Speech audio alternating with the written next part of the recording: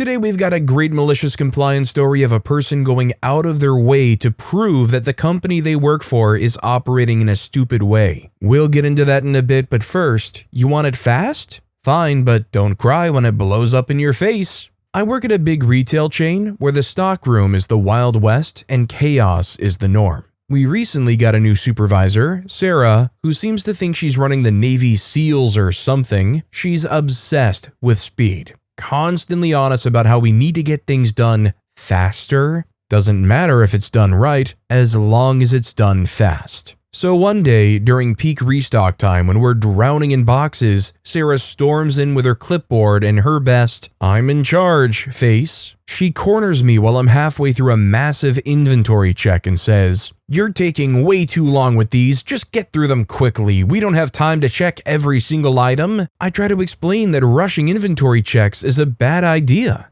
but she cuts me off with a condescending smile. "If you can't speed this up, maybe this job isn't the right fit for you," she says, all smug like she just dropped a bombshell. "All right, Sarah, you want speed? Let's see how fast things can spiral out of control." So I take her words to heart and decide to follow her instructions exactly. The next day, I'm scheduled for another inventory check. Instead of my usual process where I count everything carefully, I decide to play Sarah's game. I glance at the shelves and make up numbers that seem about right. I don't even bother opening boxes to check if what's inside matches the labels. I fly through the whole process, marking items off like I'm speed running a video game. What usually takes me 2 hours, I finish in just 20 minutes. Sarah sees me finish up and I can see her eyes light up. She walks over, grinning ear to ear. "See, that wasn't so hard, was it?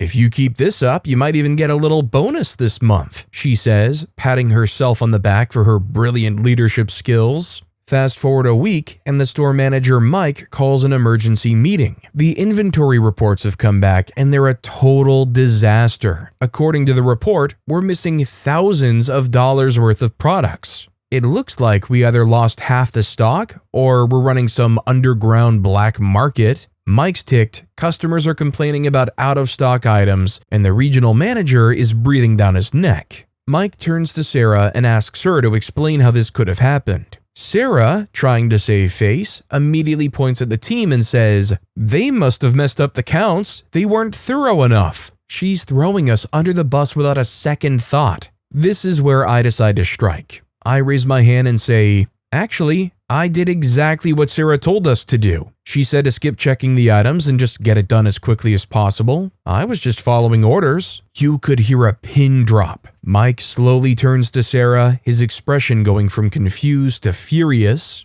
"Is this true?" he asks, narrowing his eyes at her. Sarah's stammering now, trying to backtrack. "Well, I didn't mean to skip it entirely. I just meant to speed it up." But it's too late. The damage is done. Mike's already fuming. "So you decided to cut corners on the one thing that affects our bottom line? You do realize we have to do a full recount now because of this mess, right?"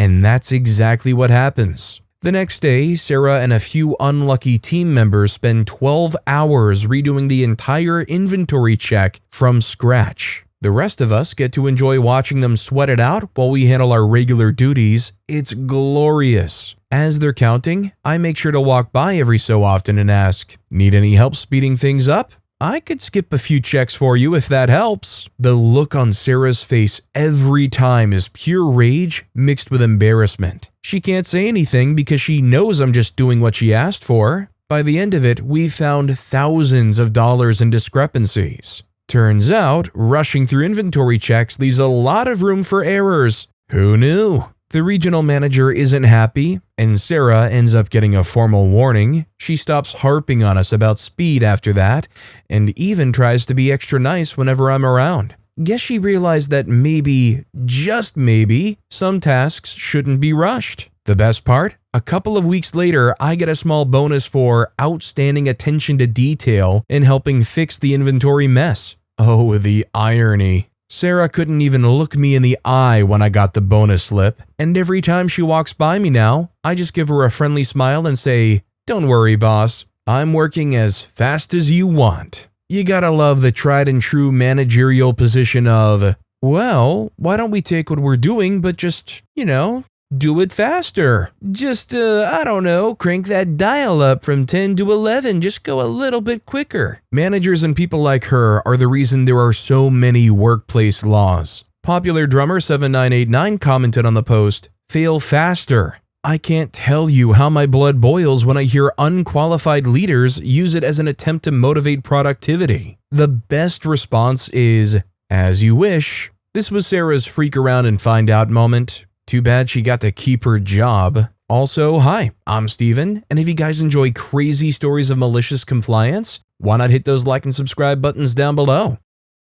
Our next story is Unauthorized Software? Happy to remove it. I work as a contractor for a department that aims high, flies, fights, and wins occasionally, I'm told. A security scan popped my work laptop for having Python installed, which I was told wasn't authorized for local use at my site. Edit, I had documentation showing it's approved for the enterprise network as a whole, and I knew of 3 other sites using it. I wasn't notified that it wasn't approved for our site until I was told to remove it, and our local software inventory, an old spreadsheet, was not provided until this event. This all happened within an official ticketing system, so I didn't even have to ask for it in writing or for it to be confirmed. I simply acknowledged and said I would immediately remove Python from any and all systems I operate per instructions. Edit, the instruction was from a person and was to remove it from all devices I used. I was provided no alternative actions as, according to this individual, it wasn't allowed anywhere on our site.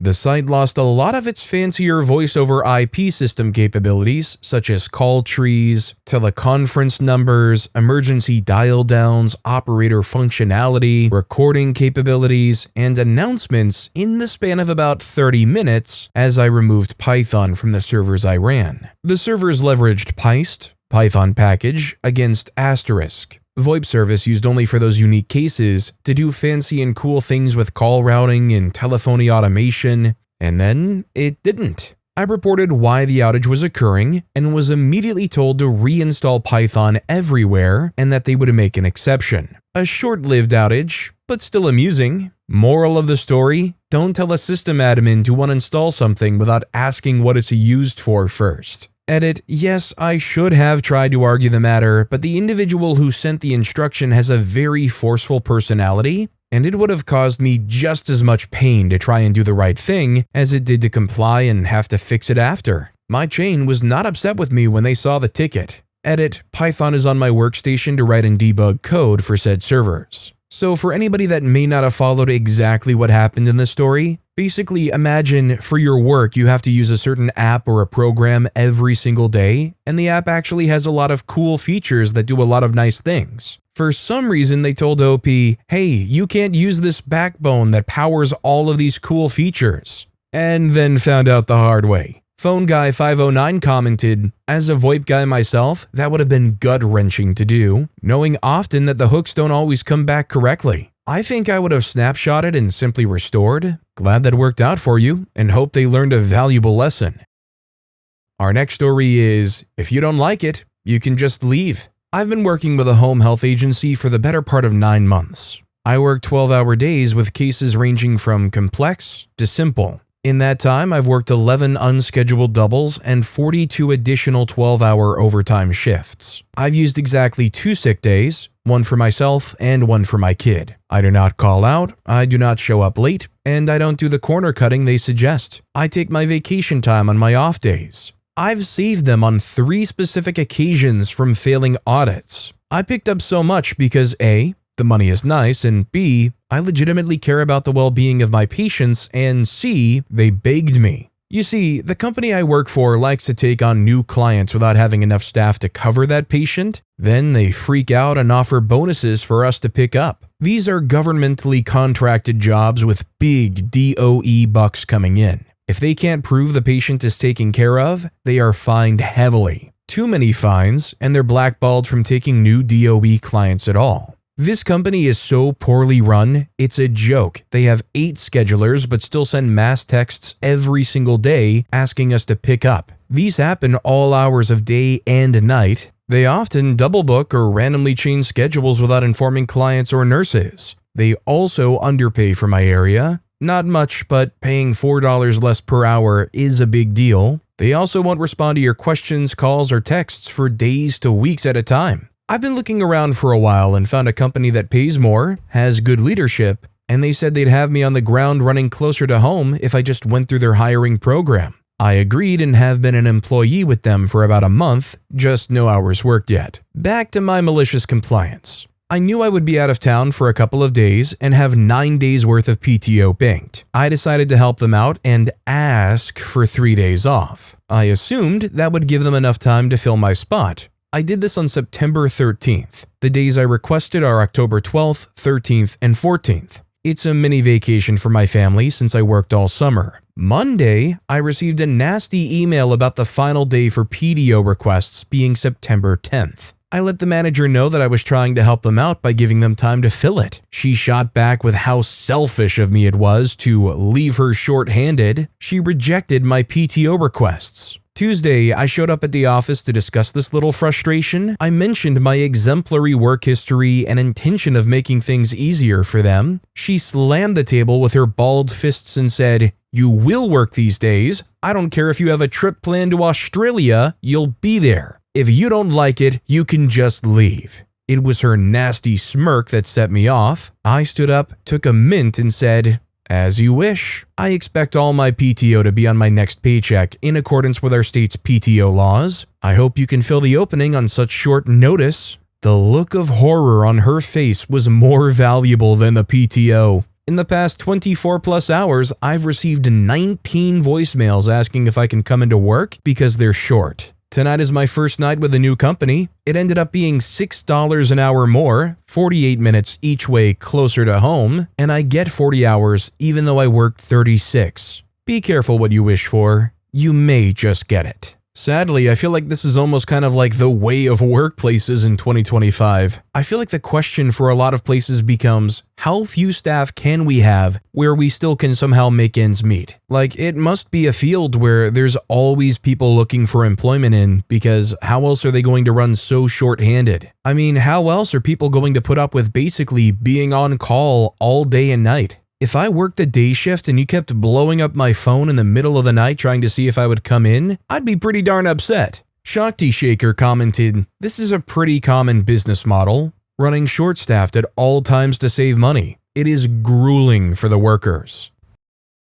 Our next story is, won't get paid more for doing my job quicker? Alright, I'll just do my job slower. I'm a software developer at a medium-sized company where I would get a project and a time frame to get said project done. This time frame is insane, not because of the lack of time to get it done, but because of the excessive amount of time it would give me. Something I could get done in 2 weeks is given 3 months to complete. My first 6 months at the company were spent with me doing said projects in the amount of time they took me, as opposed to the amount of time given for them to be completed. And when my performance review came back, I assumed my raise and bonus would reflect my performance. As many of you can probably guess from where I'm posting this story, my raise did not in fact reflect my performance, and instead was the base amount my contract guaranteed. My response to this was not to complain, as I frankly didn't care, and instead to just stop submitting my progress at the same pace I'd been doing it. I still did it in the 2 weeks for 3 months, but it was a work-from-home job, and I would just add in bits and pieces to keep the progress at the expected pace, while having the completed project on a personal machine. I still work there and have been working there for 4 years now, and very happy spending maybe 2 months of the year doing my job, and then working my second job at a different business as a software developer, as it's a work-from-home job. There are no mandatory check-ins or anything of the sort. I've been offered a decent raise to return to my original pace multiple times, but I've declined each time, and after around a year and a half, they accepted the current pace, as I still do quality work with no delays. I guess don't shaft me originally and expect me to change my mind when you realize my value? No idea. I just make way more money than I would have needed to, and now effectively get triple my salary, as my other job makes twice my lousy job. I would love if maybe somebody could shine a light here, but is this a situation where maybe before OP, they just had somebody that was so in over their head that they needed 3 months to do a 2-week job? I mean, granted, the foolishness in regards to the raise is completely all on their own, but the foolishness with the timeline, I'm wondering if that's heavily influenced by the quality of people they had there. Not Another Fart commented, "Your reward for hard work? More work for the same pay." Is the Papa Catholic commented, "I'm a very senior mechanical engineer with 40 plus years of experience. What you are describing is the pie eating contest. The reward for winning the pie eating contest? More pie."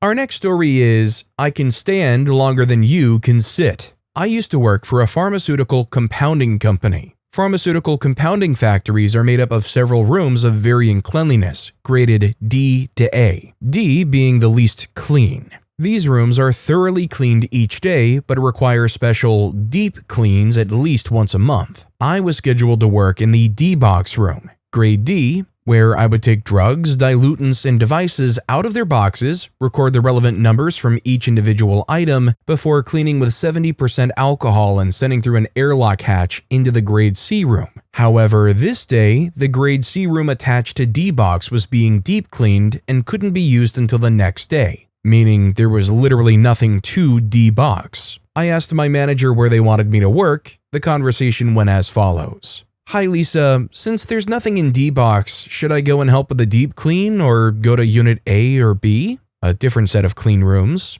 Lisa replied, "What does it say on the schedule?" I reply, "It says D box, but there's nothing in there and I don't want to spend hours standing around." She replies, "If it says D box, then go to D box." I tell her, "Lisa, there's a deep clean happening. There's literally nothing to do in D box." She said, "There's plenty to do in there, so go and do it. I can't believe I'm having this conversation with you. Just do as you're told." So I went into D-Box. The contents of the room were an empty bin, a bottle of 70% alcohol, some wipes, and myself. So I cleaned the room with alcohol. It's a small room. It took 15 minutes. Then stood still for 2 hours. Over the intercom, the people doing the deep clean asked what I was doing. I relayed to them the conversation I had with the manager, got a laugh and an, "Honestly, not surprising, Lisa's a jerk." I then proceeded to stand still for another hour. After being stationary for 3 hours, Lisa barged into the room and hissed,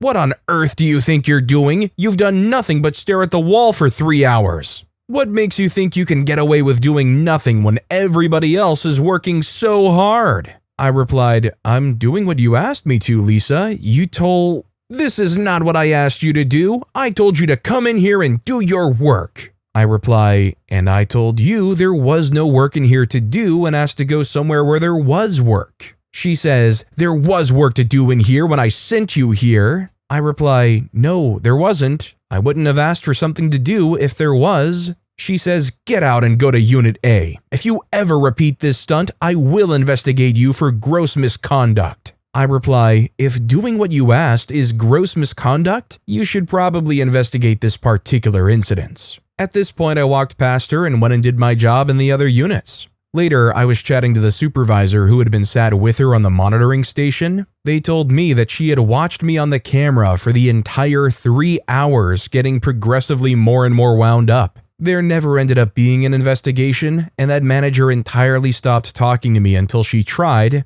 and failed, to fire me for totally different reasons. So my question is, how did they just sit there and watch OP for 3 hours? Did they have like a pen and pad, like writing down a write-up for OP as they actively watched? I mean, surely it wasn't as black or white as described, like OP's just standing there and she just sits there staring. No, listen, Bob, they're going to move. Something is going to happen at some point. If I look away, it might happen then, and I can't afford that. Just Nobody's Opinion commented, "Worst unboxing video she's ever seen."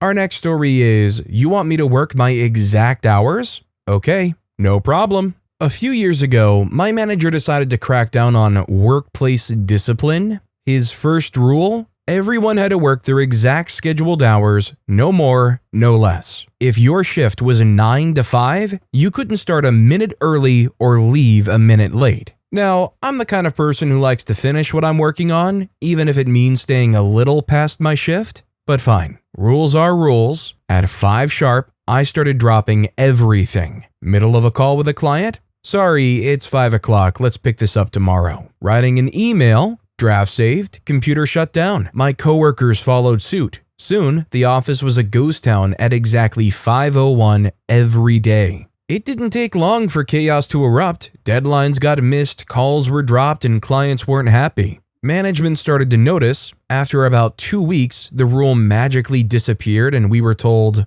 just do what you need to do to get the job done. Funny how quickly things change when you follow orders too perfectly. Edit/update. A lot of people asked if this was about working long hours. It wasn't. The issue was flexibility. Many of us liked starting early or staying late when it suited us, but the policy forced us into rigid schedules which didn't work for how we like to manage our workloads. When they realized flexibility made things smoother, they backtracked fast. What I'm confused about here is what actually spurred this change. Were people clocking in too early to work? Like, oh no, they're clocking in too early and getting productive too fast, or oh no, they're spending a little extra time here and getting their work done. If somebody stayed 10-15 minutes late every once in a while, did they all of a sudden start losing money hand over fist on overtime or something? CC Suck commented, I've had a similar experience at my work recently. Got pulled up by the admin lady for being 20 seconds late back from break.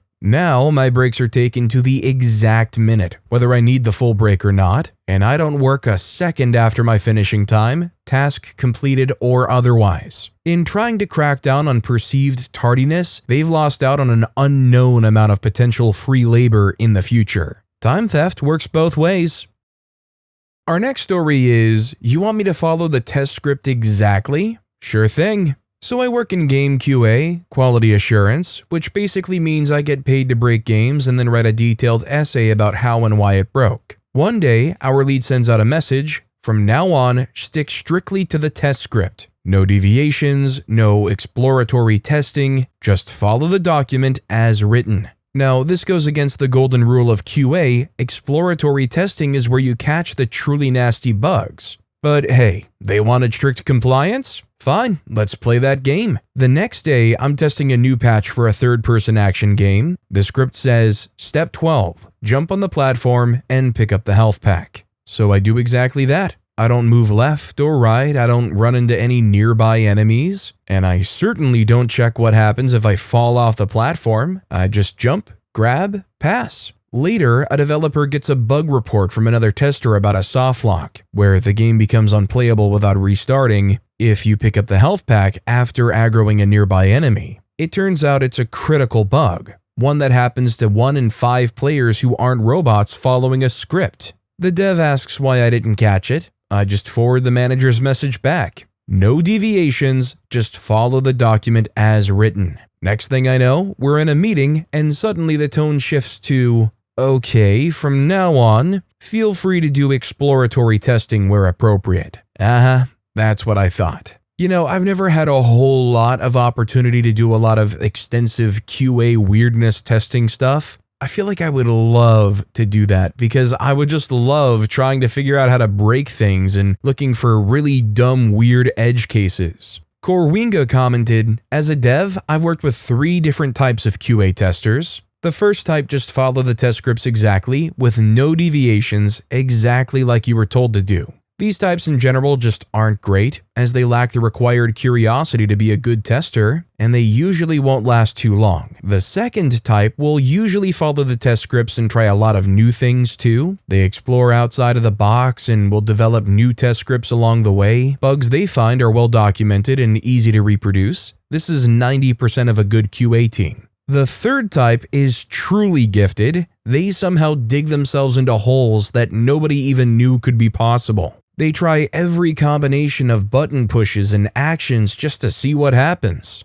Why would they run directly into the wall for 8 seconds, then walk for 3 seconds, and then jump? Nobody knows, but they discovered that you can clip through the terrain if you do it just like that. These testers might not be as meticulous as the second type of tester, but they will find bugs that definitely would have slipped by otherwise.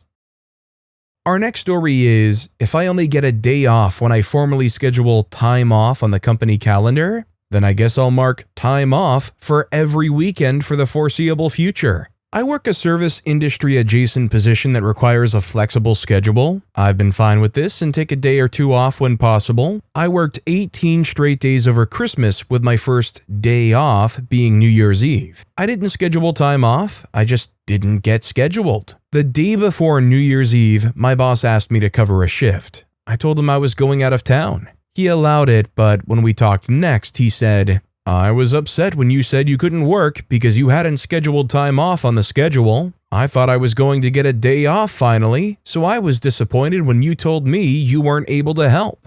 I explained since it was both the holiday and my first day off in over 2 weeks, I didn't think I had to officially schedule it as time off, but I will in the future. Guess who suddenly has scheduled time off for every Saturday and Sunday for the foreseeable future? I'm so done. Edit, all these comments have been so validating. This job makes me feel like an insane person, but reading these comments reminds me that it's an insane job. It's really hard to explain the mess that is this company. I've tried a bit in the comments. My boss is the owner of the company. We've been short-staffed the whole time that I've worked here, and he says he's been trying to hire more people non-stop. I've realized the urgency and last-minute nature of filling in is a foundational part of the work culture. I've told him I would be able to fill in more if he'd be able to give me more notice. He replied with a laugh, "Yeah, wouldn't that be nice?" I've been trying to find a new job since the week I started almost a year ago, but the job market is tough in my city. I have 2 job interviews this week, so I'm really hoping one of those will work out. I don't really understand how OP was supposed to have the foresight to know not to schedule anything when they weren't told in advance that they were possibly going to be. I mean, don't flip out at your workers, make a system that works for your company. Sid Manley commented, "So you were not scheduled, made other plans that were allowed, but then it's your fault for not being available? What a pile of crap that boss is." OP responded, "Right? He does this weekly. Ask me to help the day before or even the day of. He knows I'm desperate for money, so it feels like he's taking advantage of that. I've asked him to give me more notice, but he never does." Our next story is, coworker creates fake document to prove rule is stupid. Back in the mid-1980s, I worked for a company that made manufacturing equipment that ran on an internal network. I had to learn it to support it. They had recently rewritten the interface from the ground up, but the documentation was the earlier version, so I was kinda lost. I turned out to be proficient at writing documentation, so I volunteered to rewrite the doc as I was learning the system. In doing so, I discovered a strange appendix to the doc that got me incredulous, and then got me cracking up. But first, a bit of background. There was a rule that had been handed down a couple of years before that any document that a customer might ever see, even a highly technical document, had to be read and approved by the marketing department. A coworker wanted to test this, so they wrote this appendix that was purporting to describe the networking protocol involved in the system. It was approved with no changes by marketing. What did it describe?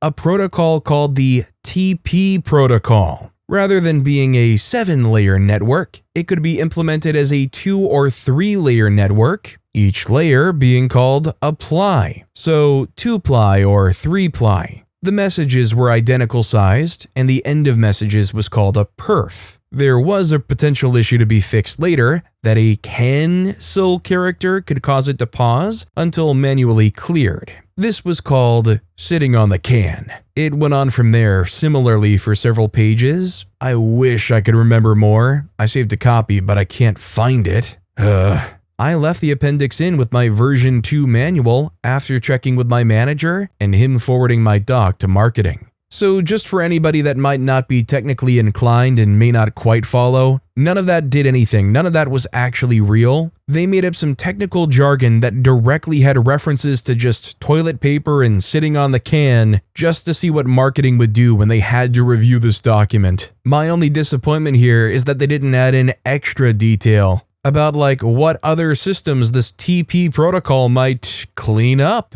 Or something about the frustrations of if the TP protocol is folded the wrong way over. Sugar Cookie 197 commented, I used to do tech support for customers, which involved retrieving their system data to figure out bugs. We had a scan point where if the scan point was triggered, an error message would print. For example, a door opening would cause a scan point to print "door open," or a fire would cause "overheating." This customer had one message, "only 3 beers left in fridge," as one of their error messages. It was wonderful. It was a major billion-dollar Baby Bell customer. Gotta love those grunt guys, finding joy where they could. But with that being said, that's all the time we have for today. Now, if you want to hear another absolutely crazy malicious compliance story, check out that video on the left. Or if you missed my latest video, check out that video on the right. That said, I'll see you all next time with some more stories.